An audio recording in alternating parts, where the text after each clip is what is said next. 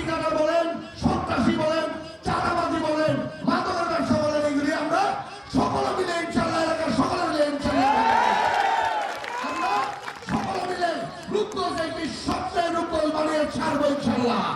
17 বছর আমাদের মধ্যে বিভিন্ন বিচ্ছেদের তৈরি করে নিয়েছে ইনশাআল্লাহ।